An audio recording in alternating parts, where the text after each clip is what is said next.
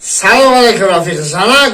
من مگم جون اینا با خواست شما اینا خیلی با صاحب وظیفه صاحب زن با شما بردباری ها تمانا میکنه. زنک هیچگاه خسته نباشه و هر وقتی که در میدرم این قانون و قایده های خانه مای وقتی که در میدرم زنک چوی ما تیار باشه، اوقاتی ما تیار باشه و هر چیزی که شما بخواید ما برای شما تأمین میکنیم. یعنی که چکل میگن که مرد باید زنک تأمین کنه، خیلی است تأمین کنه، تعمیر کنه، ریمون کنه، نصیحت کنه و بخورونه بپوشونه چیزی که آرزوهایی که در زندگی دارن یعنی که عملی کنه.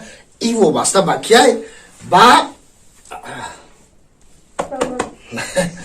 برای شما سلامتی میخواهی زنک. این خیلی شما زنکی پربرکت بوده که شما را ما گرفتیم دوباره یعنی که ما را باز وظیفه دعوت کردن. اگر که نصیب باشه زنک ما کار داریم.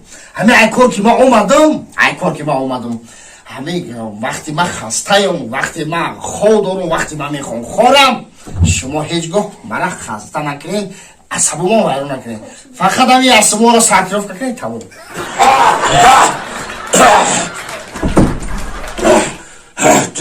چاکاری بچه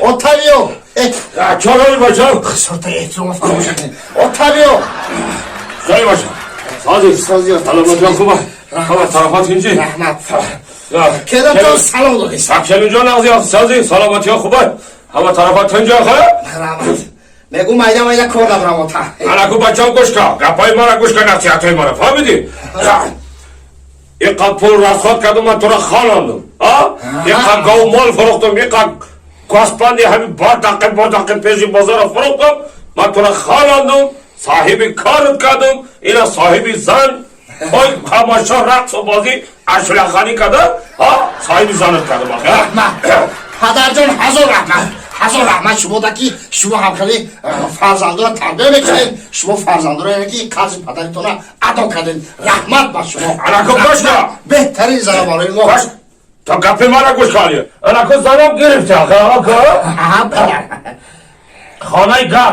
خانه گرم آخه جاگهات گرم آخه زنم گرفته آخه یک قب پول مول رسخات کردم زن رو دادم آخه رحمت پدر جان الکو با یک قب گاوای بردقه همی کلان گوسپندای کلان فروختم صاحب جای کار کردم رحمت پول قطیف کنم خدمتی خلق دیم. الکو کساکت پوری پول جای کار داری همه چی سب پاییزه آخه الکو فکری من را کهی نکنی ناسی باشه چکنی فکر من نفهمیدم آخه من را کهی زن میتی برای چه؟